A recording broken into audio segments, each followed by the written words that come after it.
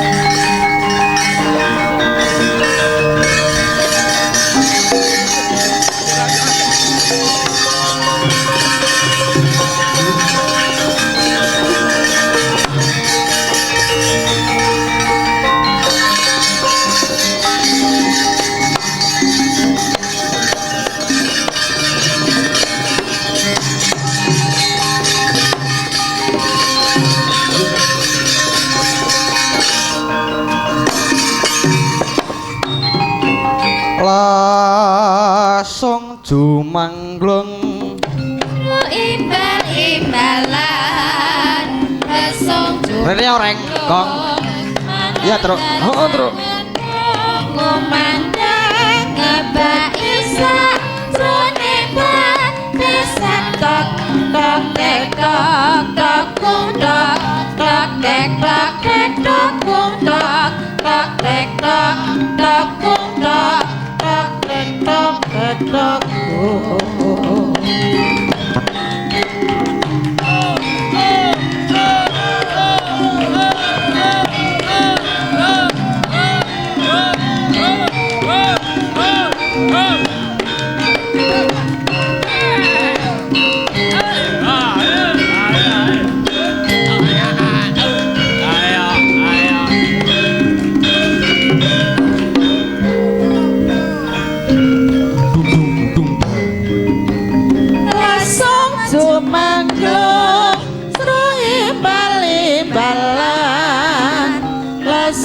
Jumanglung mananggar mangungkung ngomandang ngebet pisan trone prak pisan tak tak tek tak tak gung tak tak tek tak tek tak gung tak tak tek tak tak gung tak tak tek tak tek tak.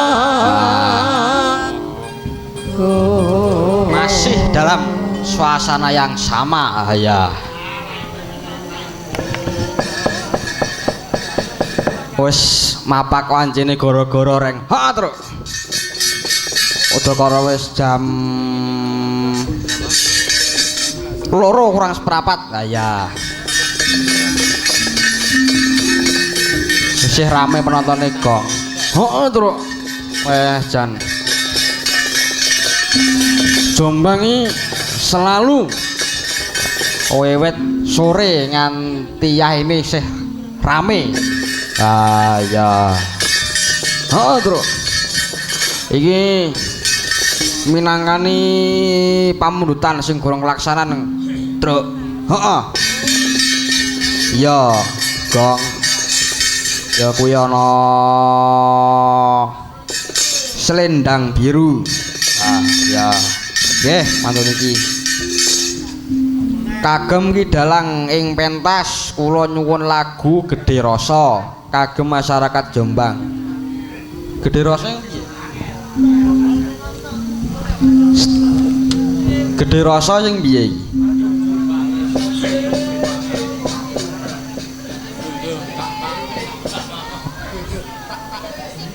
Mbok iki saking Bu Jumaiyah. Wah ya.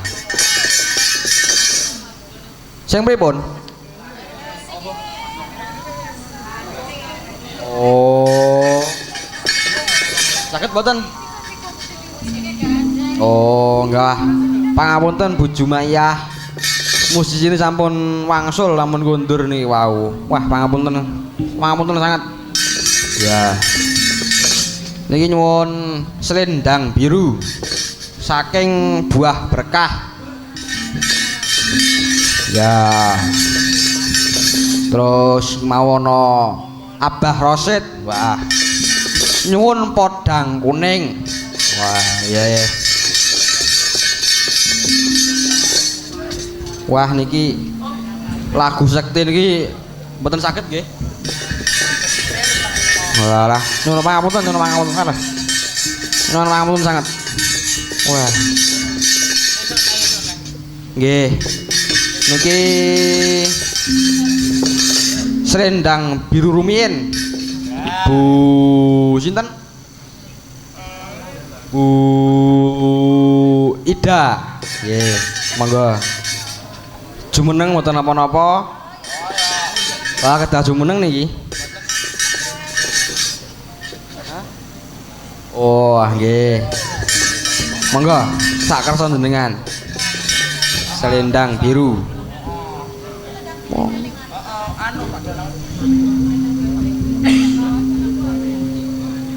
Lah iki selendang biru tok e. Ya wis ra apa lawasan wae ra apa-apa. Nggih, lawasan mawon. 1 2 3 1.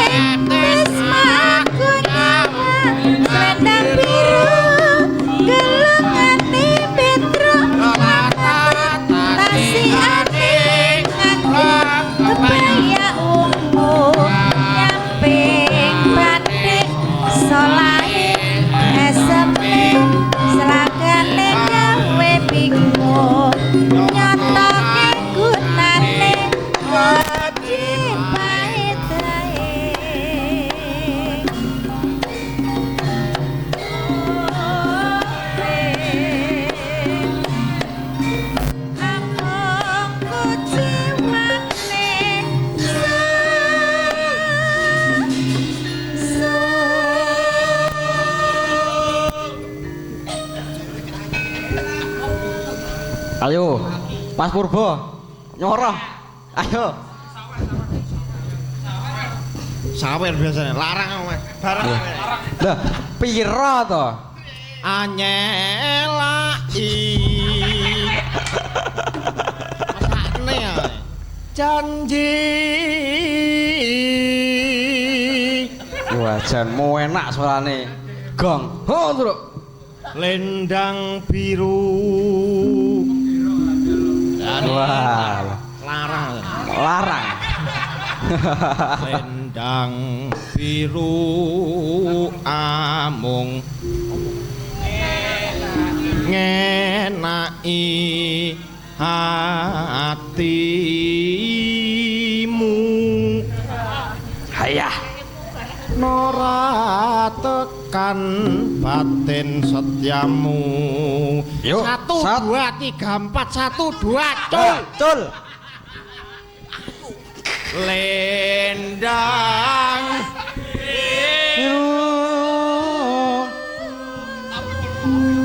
ya, monggo Bu. Tatapan janjimu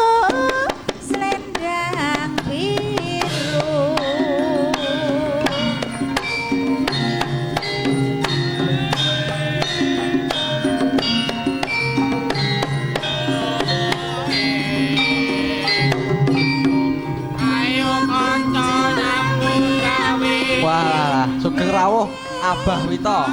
Aku nyawet selendang biru gelungan di Petro lambatan tasih aning ngagem kebaya wong nyamping batik solae eseme selagane gawe bingung Om Sukron. nyatake gunane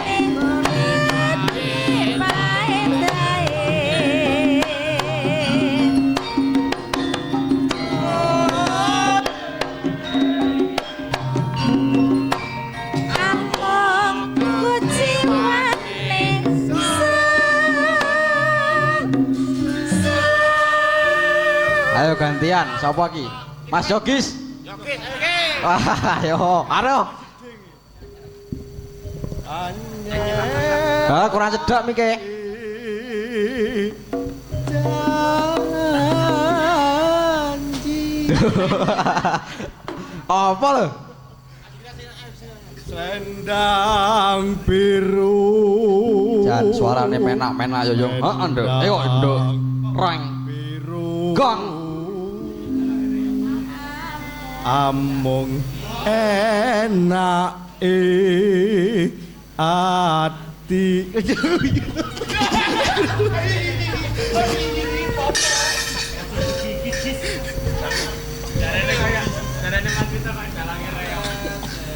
Ora tekan batin setiamu.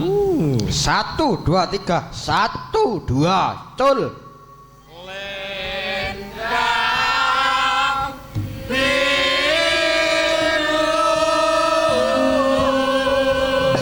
Bye. Kaget kok jujur. Ya monggo Bu. tatapono janjimu selendang biru Wah. Oh. Jan kaya zoo. Ya. Isih ana swasana sing padha. Reng, ho terus. Acara bersih desa utawa suran Desa Jombang, heeh Reng. Iki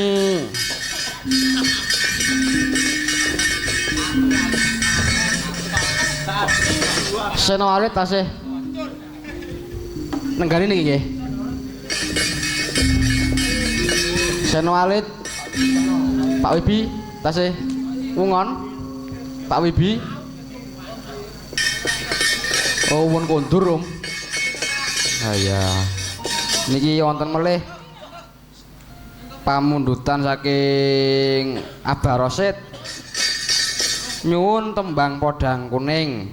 Wah, nggih. Sinten niki? Wah.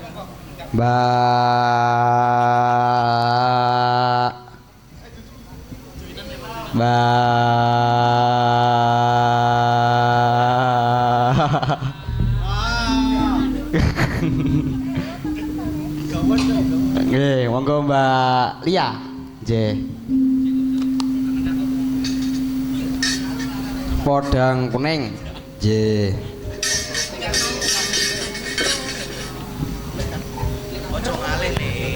monggo podang kuning langsung Mas. Yo langsung mawon.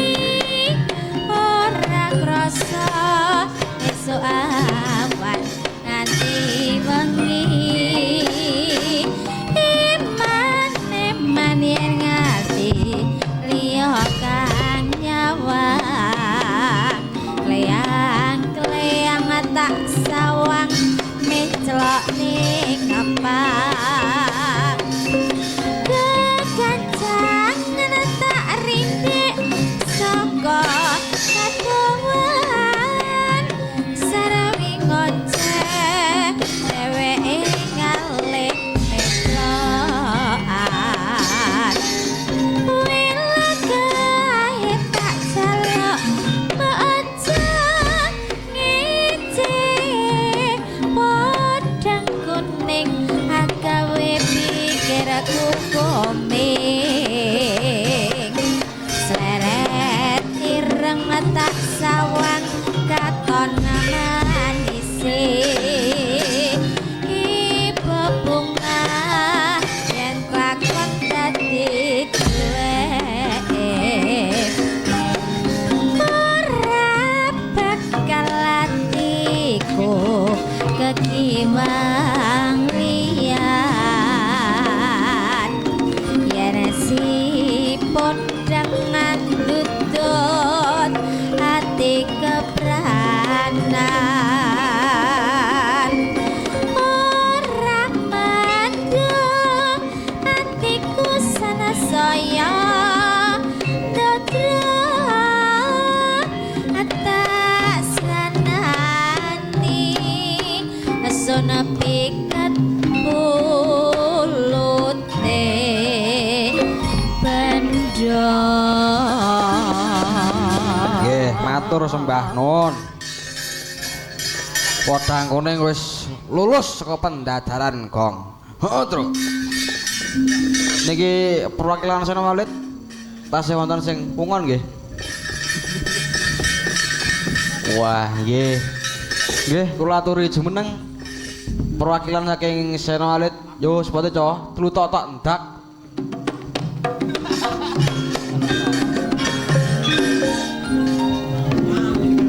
Nggih.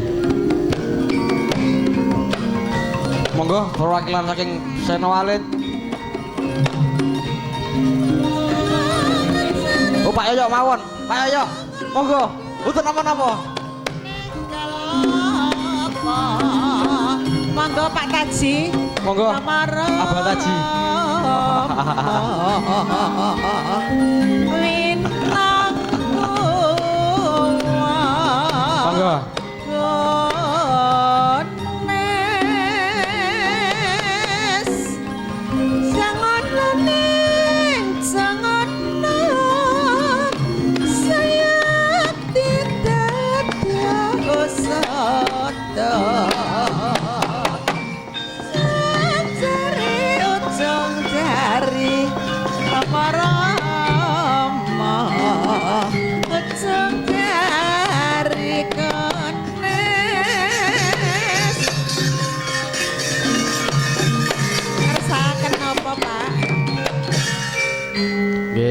Wilujeng dalu. Glathik glinding. Wah, nggih. Ngersakaken glathik glinding, Ger. Wah, nggih, monggo. Kletik napa? Kletik. Hah? Oh.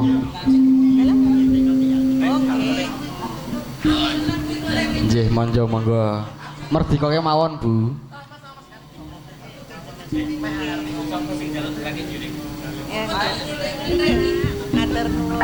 Nah, nggih. Matur sembah nuwun. Nggih. Matur nuwun, Pak nggih. Glathik glinding, Pak. Hah? Gading Singa tirta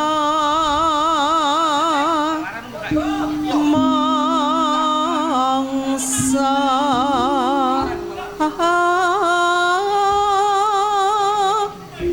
salma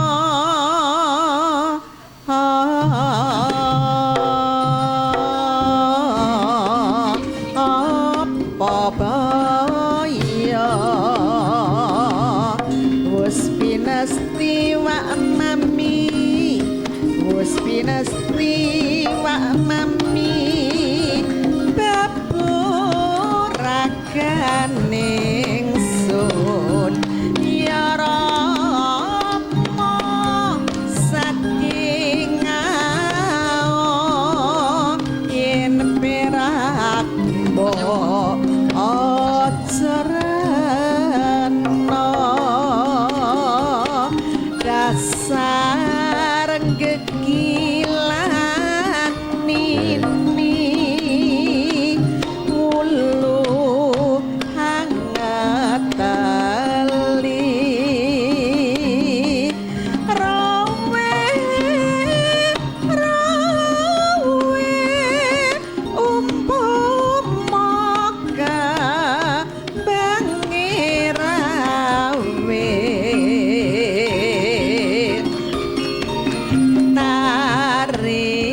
tarimano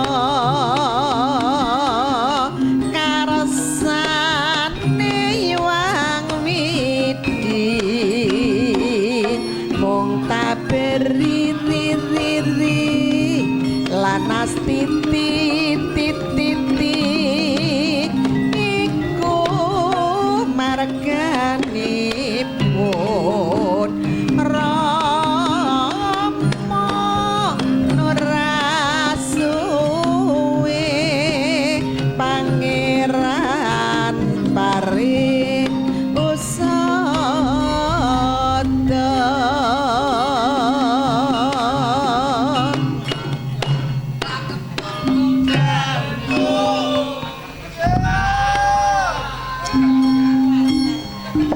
piye ta Yayi kowe iki tak banggake dadi adikku Weh, pripun Yayi? antuk daya ya ya ruhing rasa rasa mulia tan gendemong kare karsali lelegawasu ka indriya Wilujeng dalu Pak Asnan sebanen. Susulang kang metengi nawe padang sinagetno ing wewenang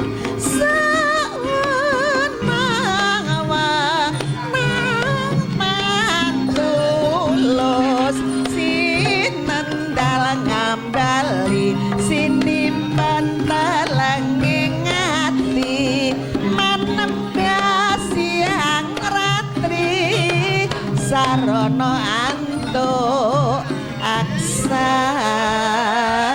aksami Nggih. kok aku lek gregeteng ya saweranku pengen kabeh wis Nggih. kak saya gregetne ngono antuk lah wis to kleru Lah. Sahya Katri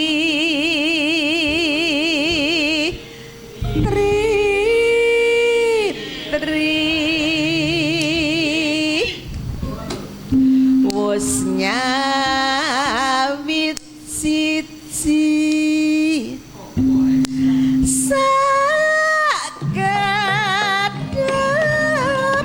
sakadeping netra kang nglenggana tebar larira semrapi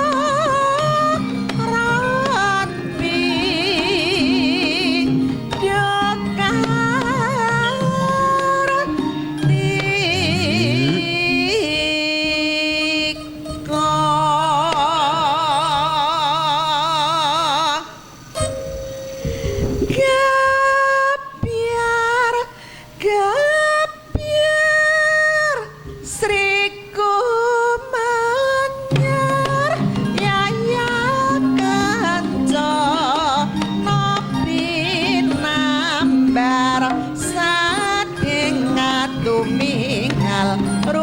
sabtelenging ati watung sampe srukacipta jajunduk sekar melati.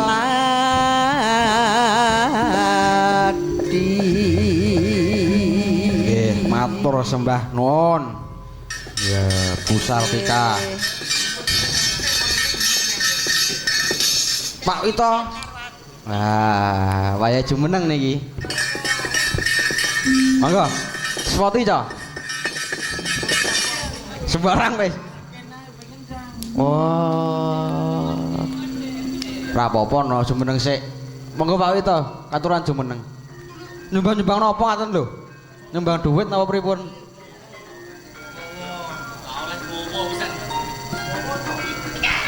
Betul napa-napa. Monggo jumeneng. Kula seret lho bar iki.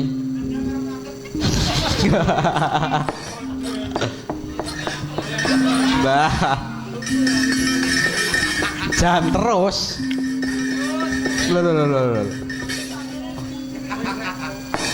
Lah nyapa lho. Monggo Pak Wito. Lah iya. Tepuk tangan kagem Pak Wito. Lah mboten. Nggih, monggo.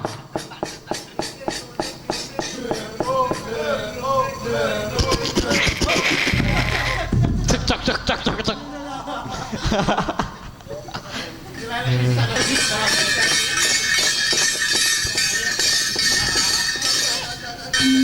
Nggih, wilujeng dalu Abah Wito. Ojo abah. Lah terus napa? Biasa. Yayi.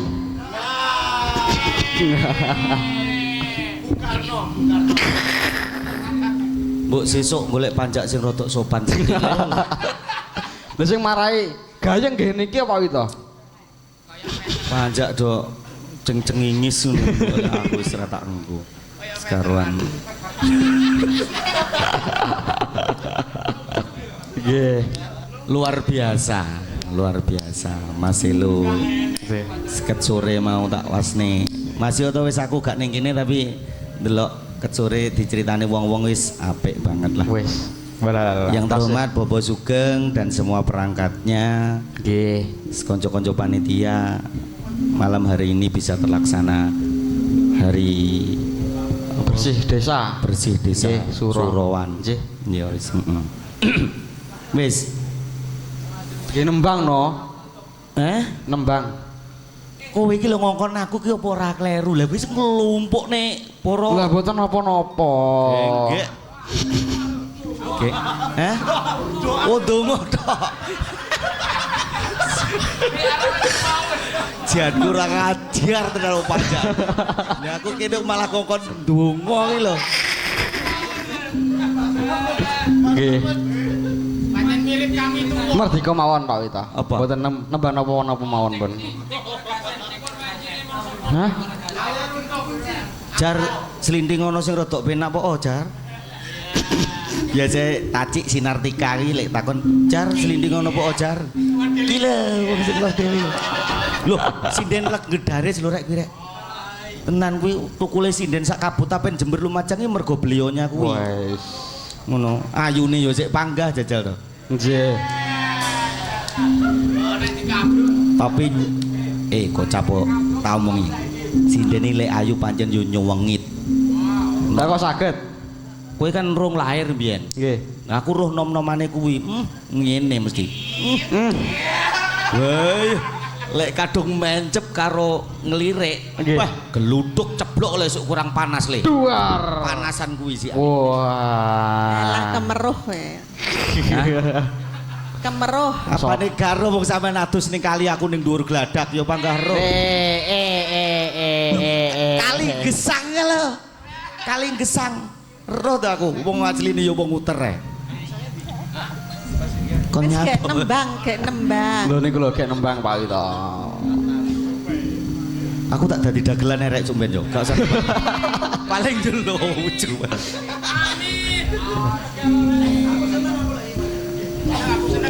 Senapa-napa pun merdeka mawon. Sak kersa jenengan. sinebut Lah, masuk iki. lawan putri. Wis metu apa urung iki, Mo? Dereng, blas.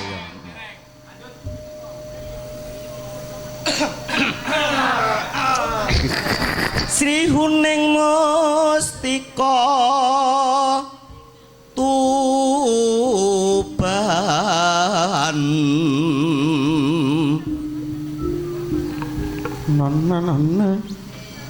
Karo Irga apik ndi bawane? Apikan Irga sik yo. Nggih. Mboten jenengan. Bawa ka, terus ka. Mboten, apik jenengan. Irga le. Gah, suarane apik kowe jarene. Jere Vina suarane apikan kowe. Ndang. Lah winginane dibanter larang jenengan iki.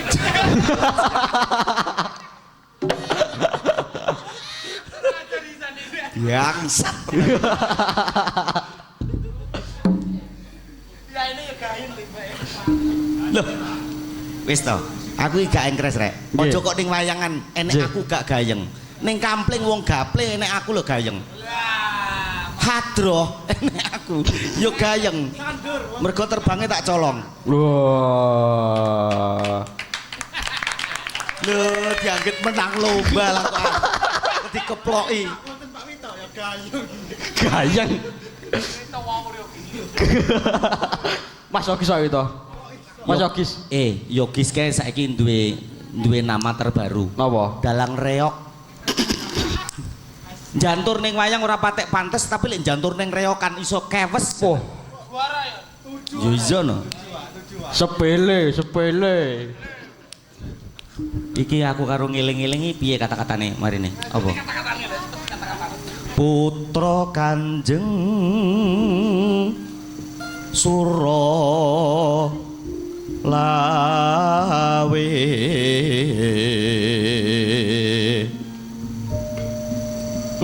Gong lek gong laras po enak ram ya ya. Toro ya. Tuk prangkung po jana koro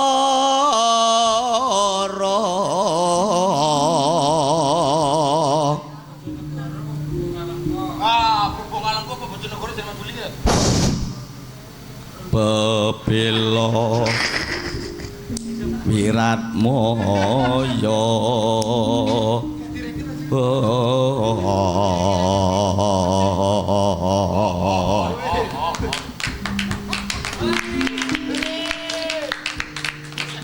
nyapo itu nunggu jane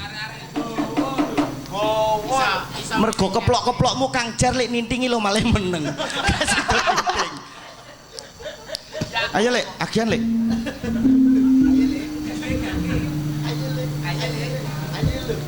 Pangira Sri Huning gugur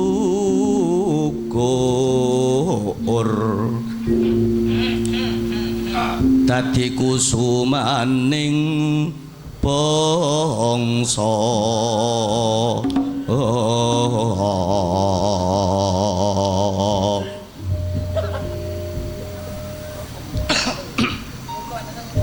Sri Huning Mustika Tuban labuh tresna mring sabaya pati lawan irat ayo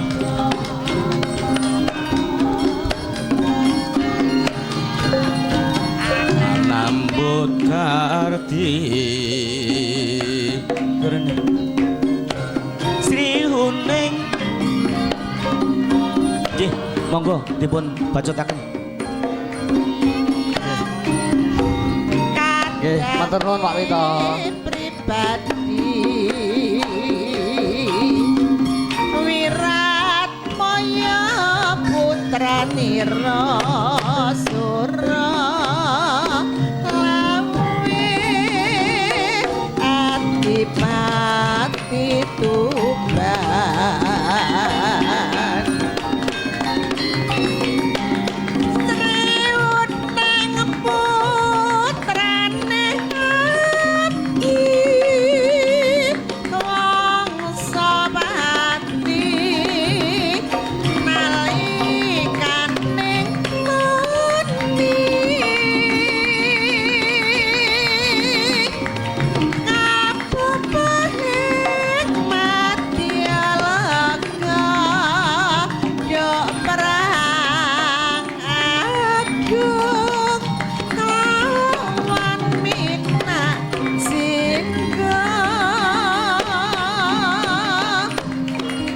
Iya.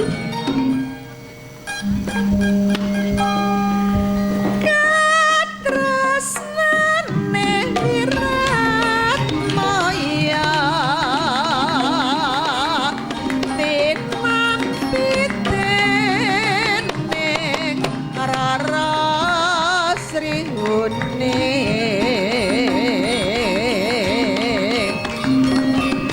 sanadyan wekasanira praneng lena alapun negari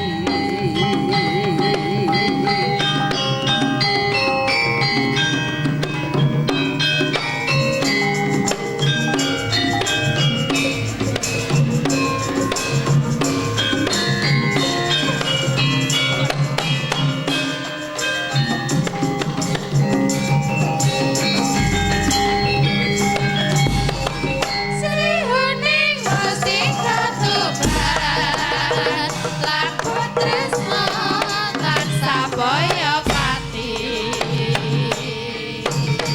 marang Raden Wiratmaya kawus prasaja nandang berarti Srihuning datang sahika kalineta kadangi pribadi Wiratmaya putrani Rasura lawe adipati Srihuning putrani adi wangsa pati nalikane uni kabuka ing madilaka tumrap tandhe lawan nacita katresnane Wiratmaya tinapite ning rara srihuning senadyan wekasanira praneng lena alapun negara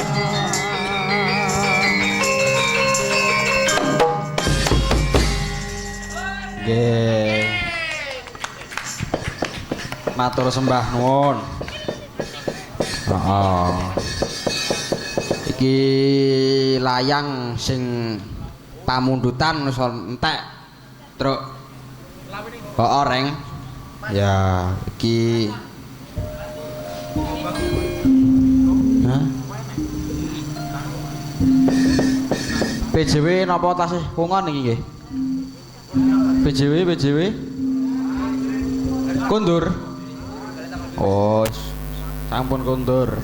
Ya, tak apa-apa.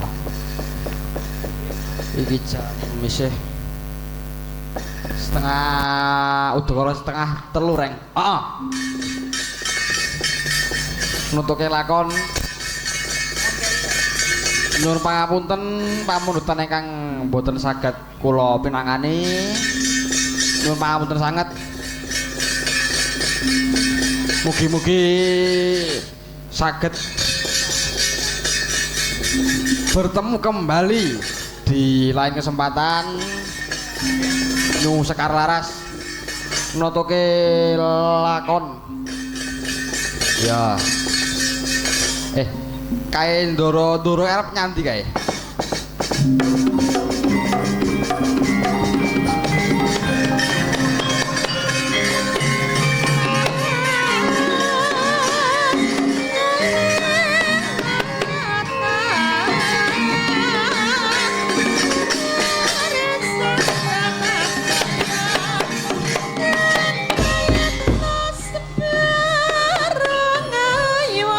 Samratlah Rama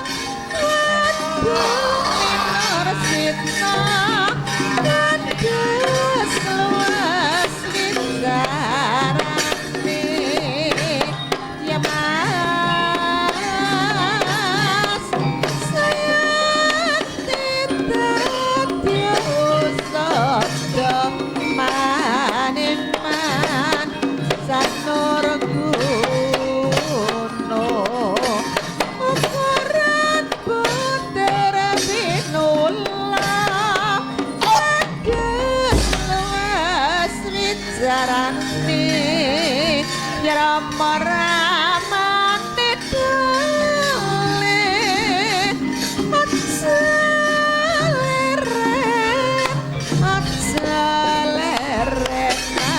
animan Akseleret yang sakane durung tangan Rama-rama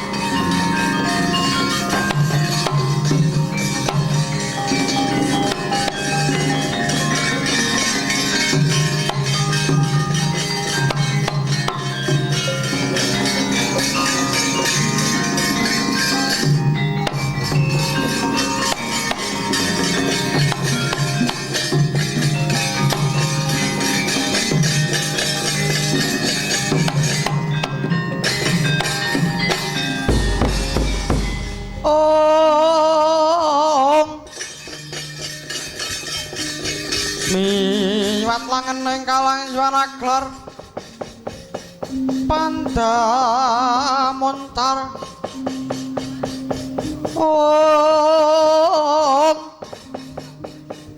tinon lara kekonang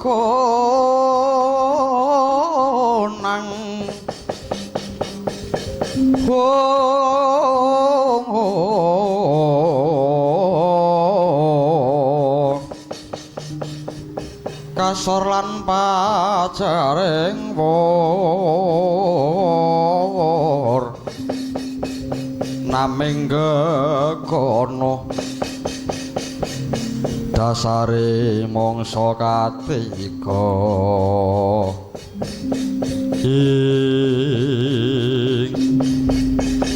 watah titah ana satriya rupane bagus ngaku sapa jenengmu Gus tambuh marang aku Pamadya Pandhawa Raden Harjuna pancen kepara nyata sumingkira jengalang-alangi lakuku anggonku arep tumuju menyang negara Magadha wah kasempatan sediamu yen wis njangkai bangkeku Gus maju apa ora ngarsa yo seblange perbatang kaya dene jangkrik mambu kili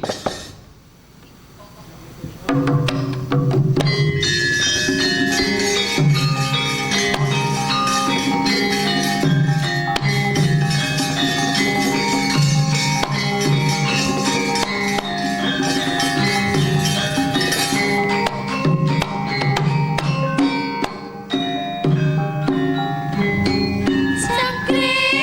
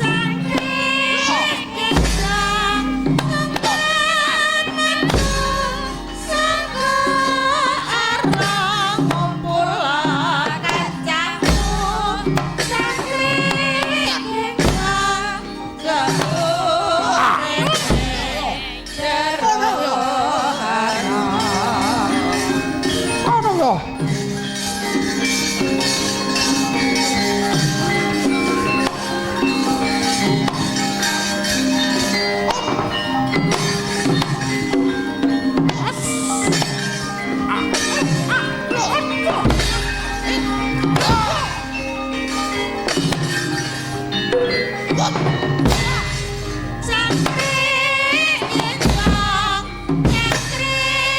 gendong, sungkan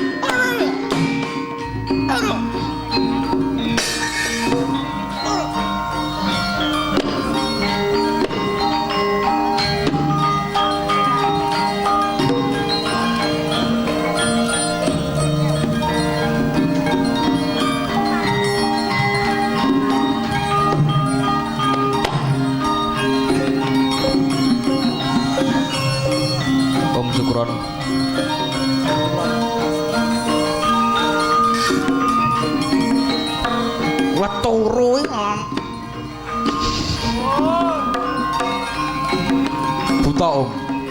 Buta.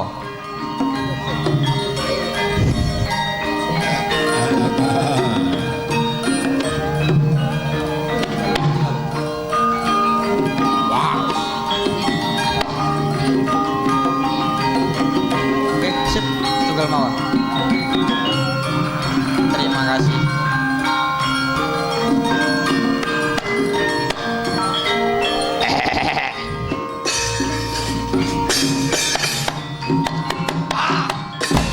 Loh.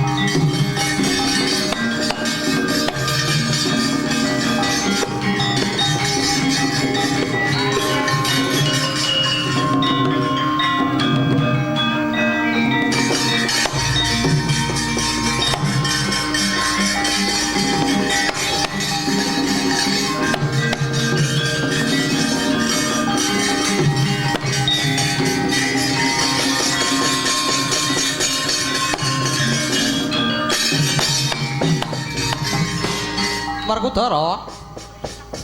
Piye? Sawangen kae aneng pucuking gunung ana wujuding tambur. Ya. Ana pucuking gunung Goh Muka kae ana wujuding tambur.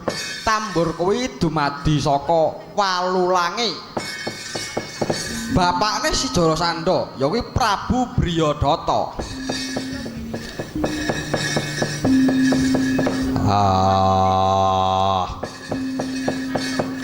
Lah kena apa digawe tambur karo Jarasandha anake dhewe. Tak jarwani Werkudara. Duk rumuhun Prabu Briyadata kuwi bojone ora enggal nggarbini. Banjur Prabu Briyadata kuwi tapa nang pucuk gunung. Nampa wujuding pelem pertangga jiwa. Lah bojone Prabu Briyadata kuwi kan ana loro ya ta. Banjur pelem kuwi disigar dadi loro. Didhahar dening Dewi Retnadi lan Dewi Retnadati.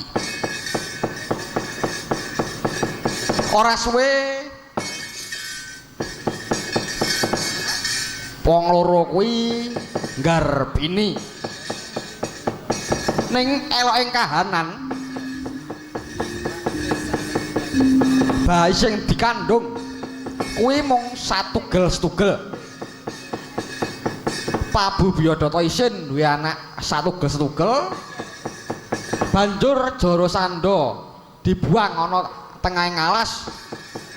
Ditemu kelawan Nyai Jara. Disidikara. Dirumat disidikara, banjur diwenehi tetenger Jarasandha. Taun ganti taun lumakuing wanci Jarasandha takon sapa sejatine bapakne. Nyai Jara mangsuli yen to bapakne kuwi Ratu Aning Magadha jejuluk Prabu Briyadata. Ngamuk punggung Jarasandha negara Giribajra. Banjur lulange Prabu Briyadata dibeset. Didadekke tambur ana pucuking gunung Goh Muka kae. Ngono. Iya.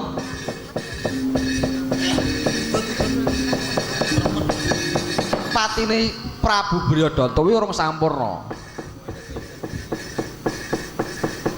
Janaka kula wonten dawuh. Mula gage jemparingan tambur kae. Sampurnakno patine Prabu Briyadata.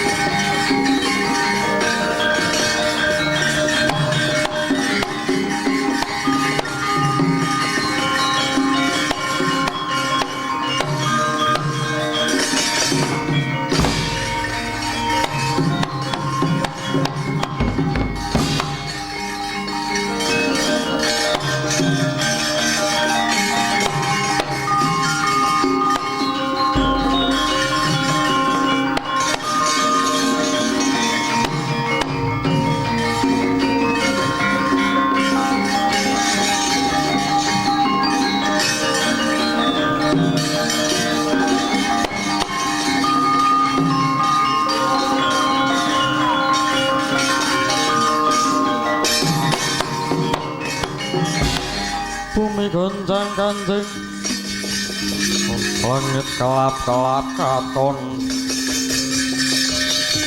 lir kencang sang mawa gandrung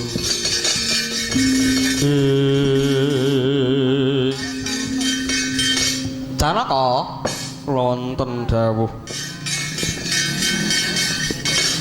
tambur kae wis mbok jemparing kasinggihan sampun Koko Prabu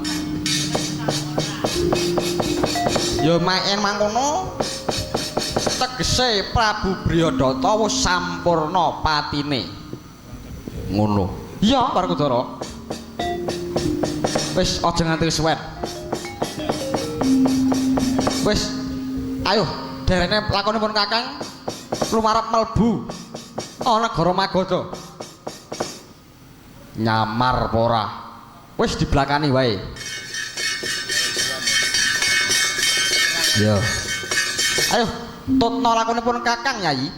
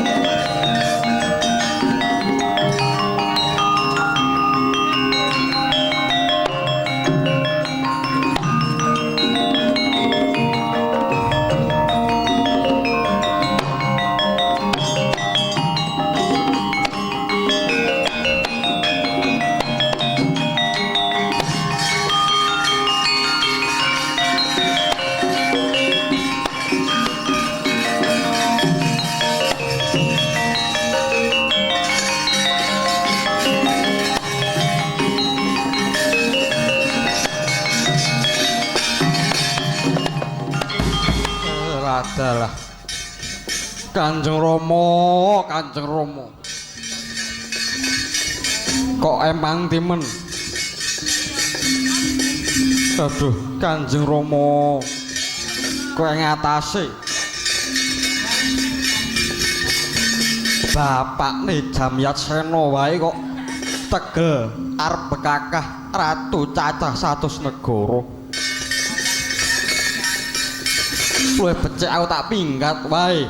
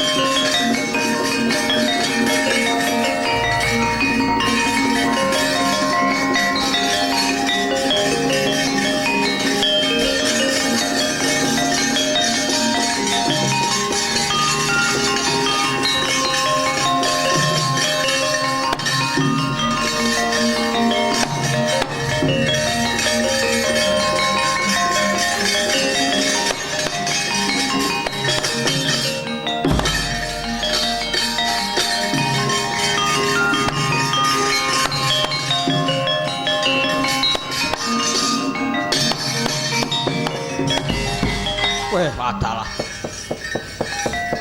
Ana pawongan kang wanuh-wani. Lembone tlatah negara Magoda. Kisanak Maragage ngaku sapa jeneng? Ya, tambuh marang aku. Aku Narendra Ndarawati Prabu Resna. Lan iki adi-adiku kabeh Perkudara lan Harsuna. Waduh, sinuwun.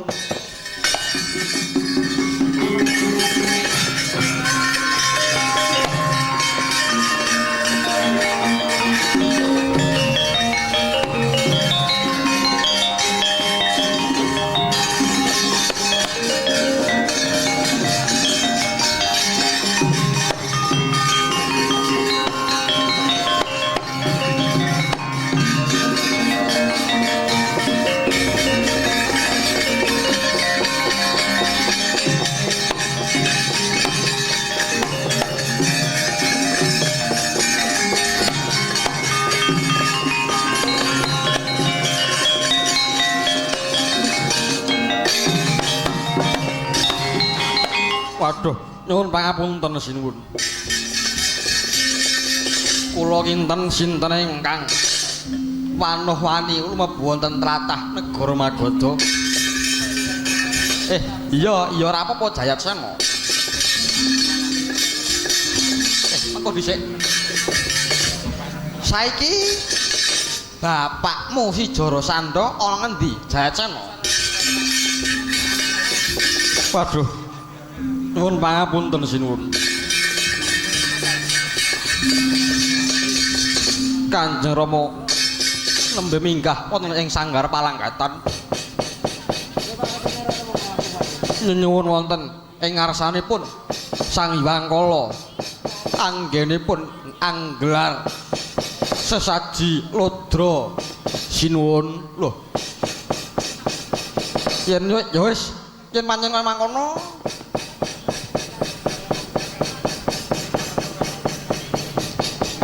kowe sedya apa ora?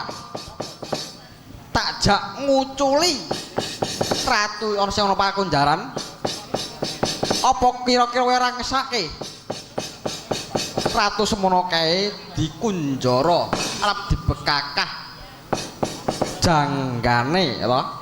Inggih, inggih. Monggo sae kula dherekaken sinuwun.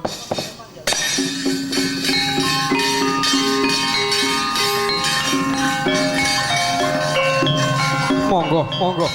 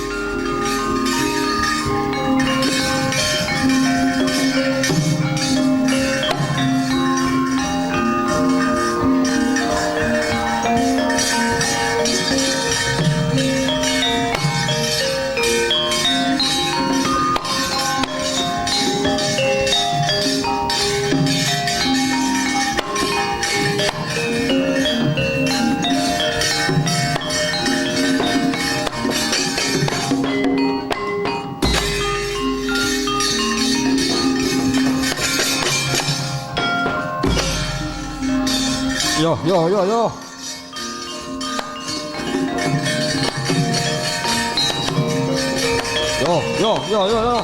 Yo, matu.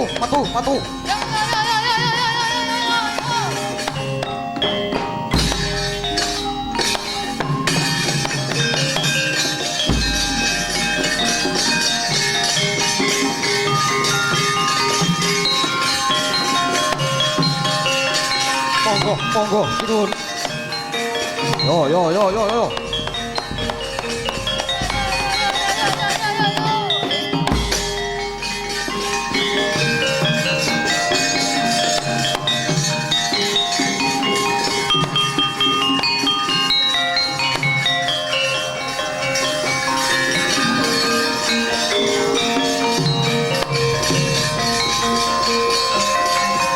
Weh. Boyot Kresna ngono nggih.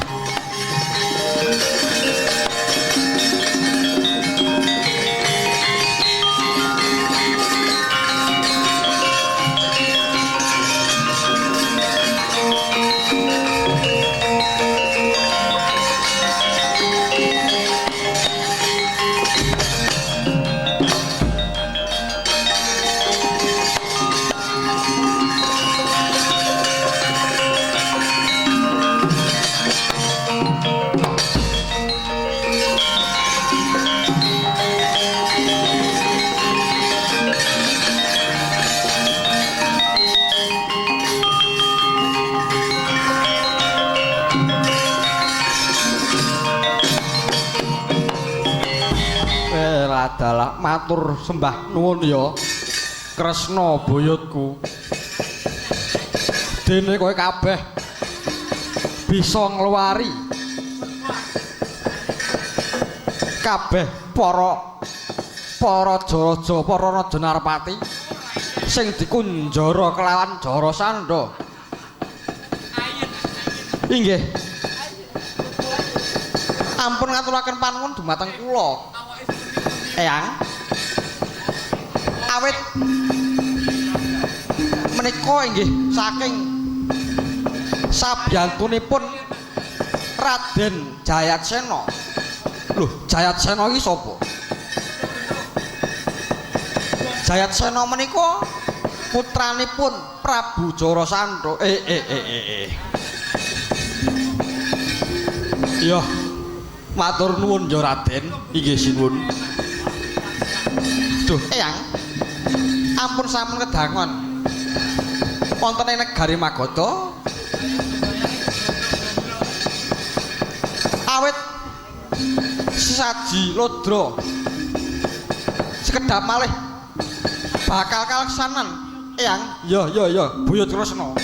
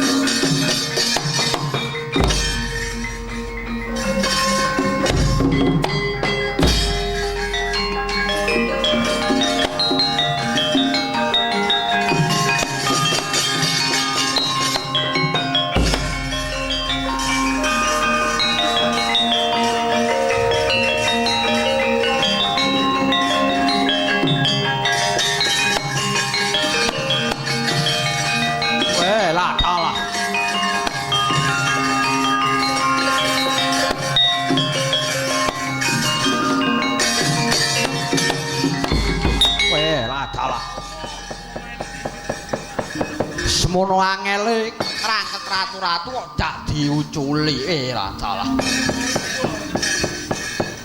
Weh, anak sing mirang-mirake wong tuwa iki kowe Jayatsena. Bapak marep gelar sesaji kok malah mbok uculi para ratu-ratu iki piye karepe piye? Yo, matur sinuwun Prabu Jarasandha.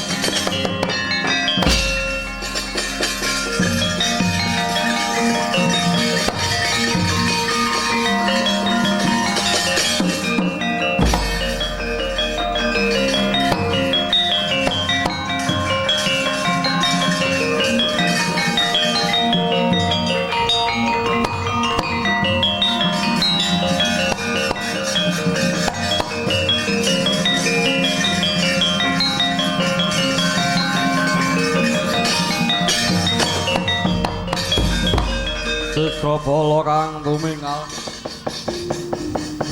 prang campuh samya medali. Waduh, kepareng matur siwun. Ngaturi puninga. Bilih rikalanggan samangke.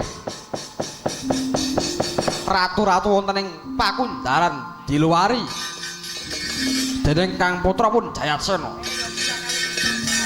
Waduh, sinuwun. Kula aturi wungu sinuwun. Sinuwun. Wah, bangsa elek.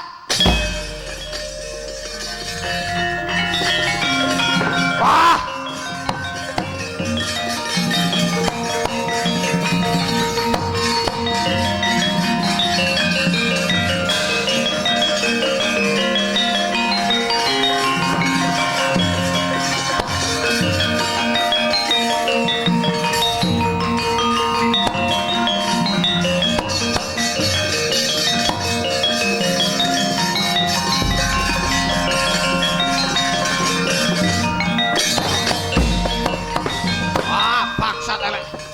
Celeng boloten, Jayatsena.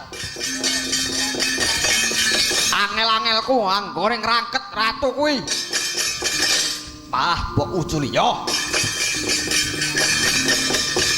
Tak oyak lakumu, Jayatsena.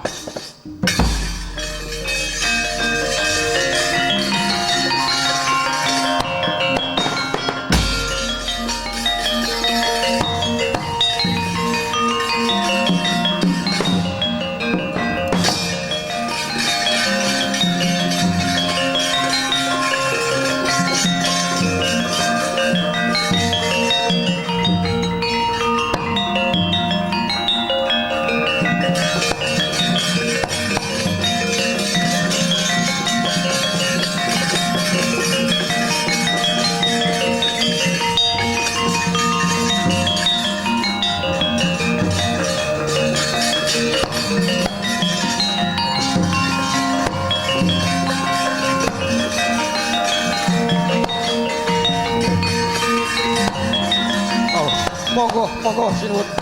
Yo.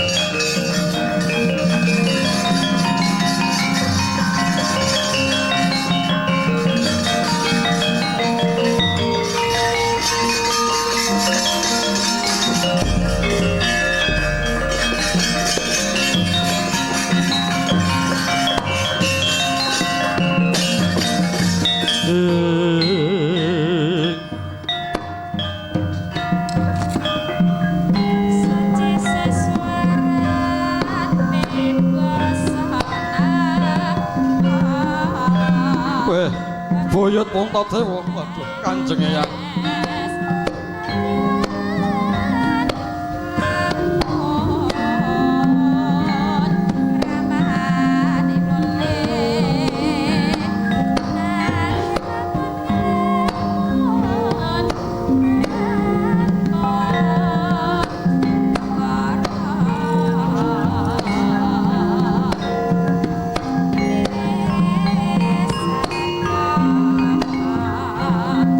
Yeah.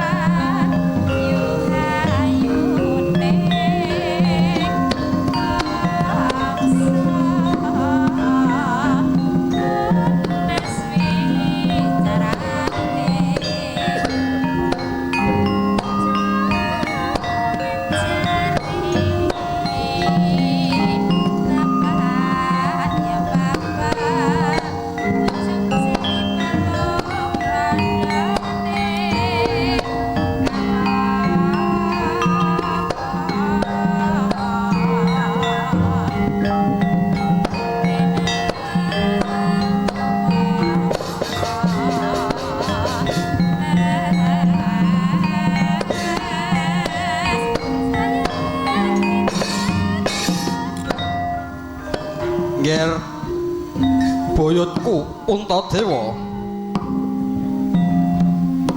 Kawula nuwun wonten timbalan kang dawuh. Kanjeng Eyang.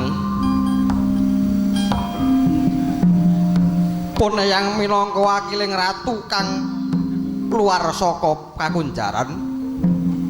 Paring tarima kasih marang para Pandhawa kang wis bisa natas panandange para Nalendra kabeh mau ya nggir. Inggih Kanjeng Eyang. Awit gesang menika kedah tetulung kalian sesami Kanjeng Eyang. Iya bener nger Puntadewa. Muga-muga buyutku para Pandhawa nemahi kabejan nganti besok nganti sak terus-teruse ya nger. Inggih Kanjeng Eyang.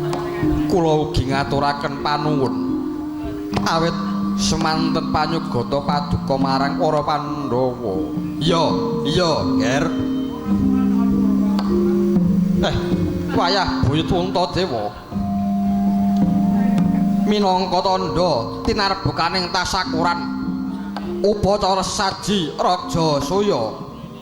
Mula nger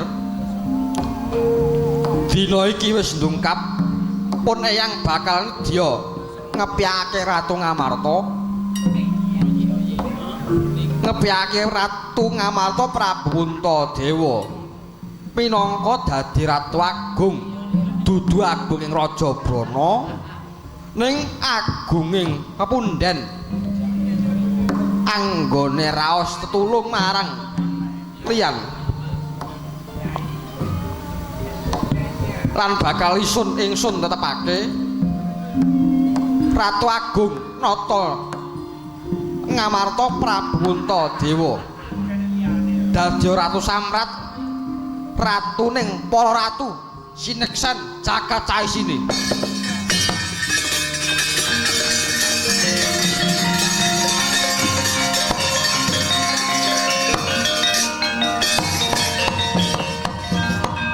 Inggih ngaturaken ngagunging panuwun ingkang tanpa pindhan Kanjeng Eyang. Iya nggih. Wis sineksan para ratu kabeh kejaba kang saka kuwi. Rehne ratune ya Ratu Agung dina iki pujangganing nata ya pujangga agung kang ndak tetepake Nalendra Ndarawati Prabu Sri Bathara Kresna ingkang minangka dadi pujangga agung. Nun inggih ngaturaken gunging panuwun Kanjeng Eyang. Mangkirin kepareng matur sinuwun.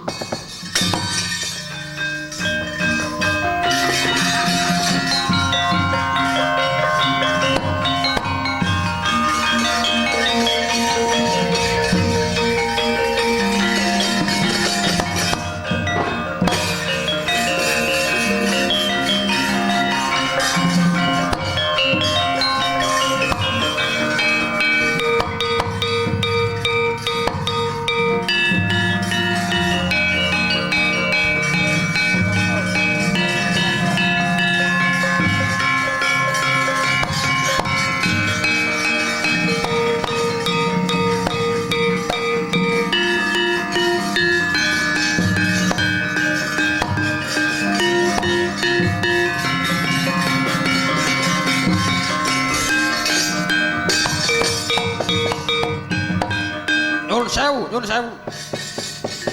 Kula badhe matur sinuwun. Dipun tepangaken nami kula pun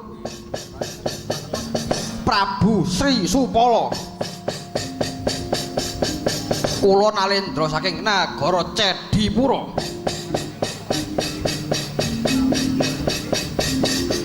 Sesaji ingkang sampun ginelar para Pandhawa menika saking kula boten sah. Awit menapa ingkang dados Ratu Agung menika Nalendra Ngamarta. Ingkang dipun agengaken menika ingkang pundi menika napane ingkang dipun agungaken?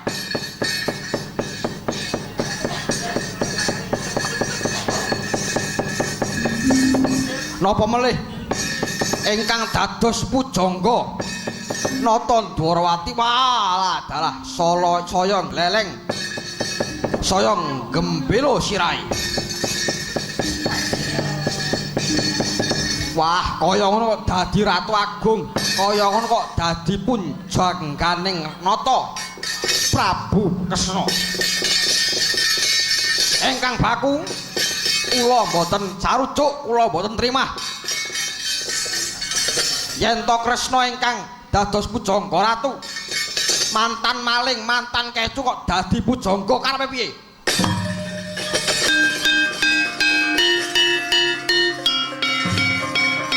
Aduh.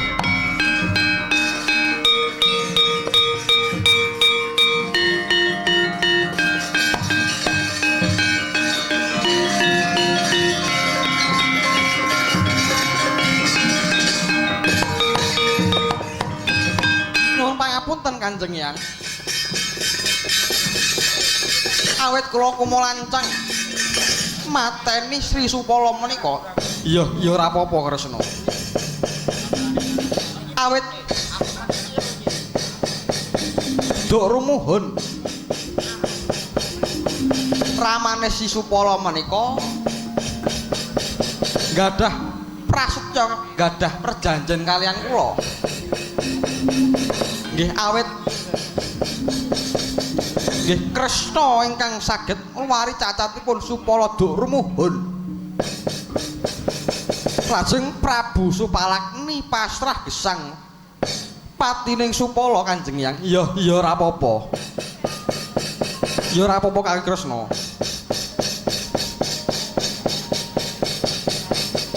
Jangkep 100 kalepatan menika kula itung. Nggih, ing mriku jalaran patine Sri Supala menika Kanjeng Hyang. Iya, iya, iya, ya ora apa-apa. Ora apa-apa. Kaki Kresna. Nggih, nggih. Wah, sinuwun. Sinuwun, parang matur sinuwun.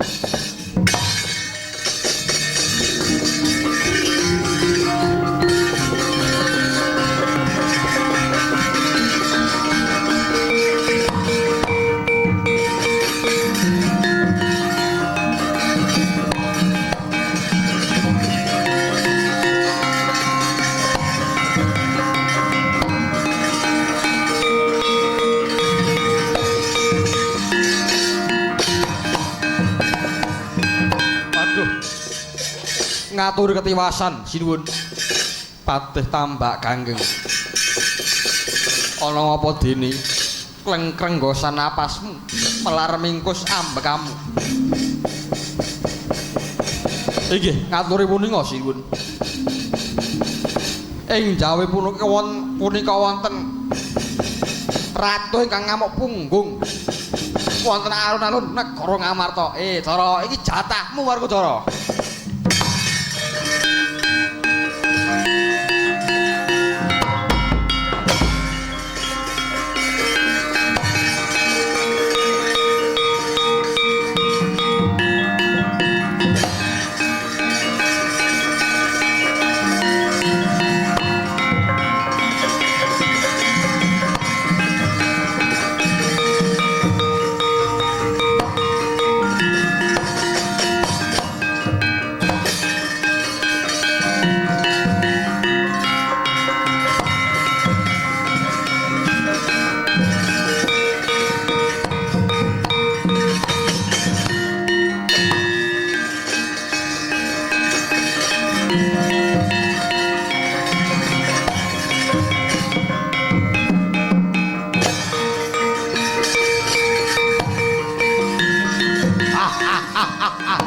Pando. Yey.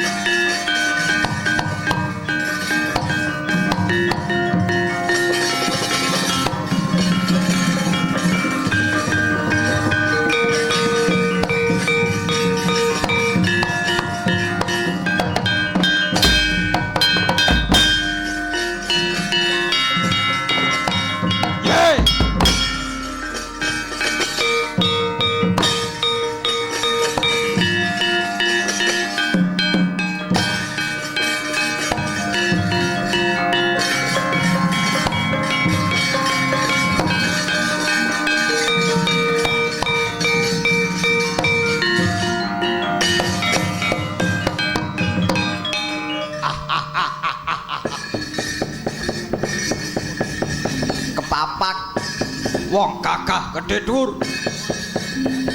Aku sapa? Satriya Jodipati.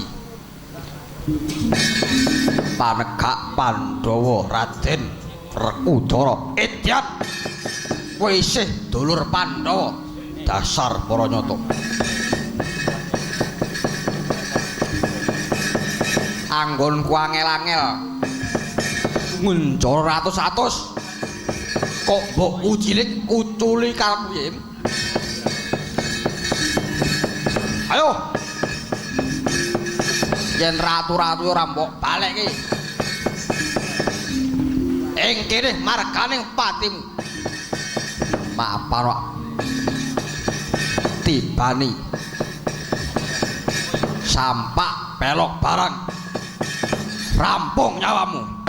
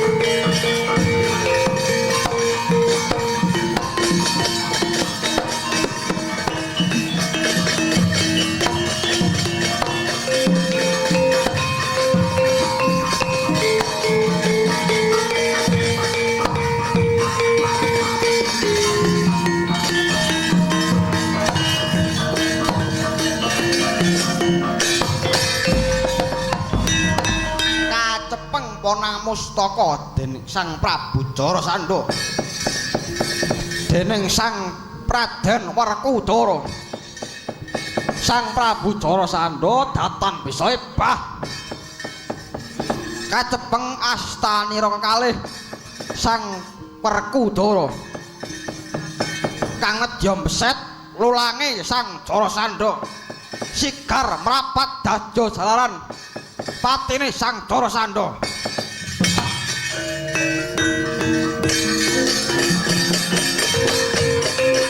Olo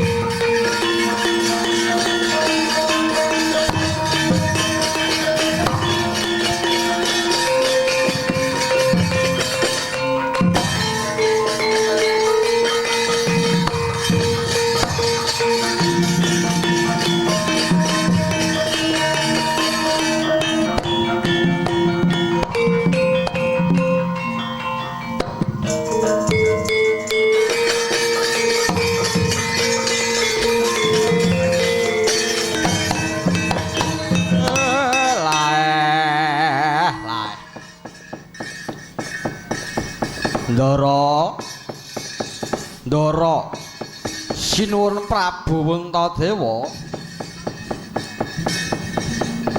Nuning iya Kakang Semar. Sampun kasembadan anggenipun para Pandhawa nggelar syukuran sesaji Raja Soya. Sinuwun. Iya Kakang Semar. Paring tarima kasih kelawan Gusti ingkang murbengrat. Dene Pandhawa bisa kasil anggene nggelar syukuran sesaji Raja Soya Kakang Semar. Inggih. Sampun paripurna lampahan menika, Sinuwun. Mugi-mugi Pandhawa saged nemahi kabejan wiwit dinten iki nganti sak terus-teruse. Muga-muga ora lali, muga-muga desa Jombang ugi pinayungan berkah kanikmatan rakyate makmur. Iya Kakang Semar. Mugi-mugi sing nanggap slamet, sing ditanggap slamet, sing nonton tanggapan slamet. Amin ya rabbal alamin.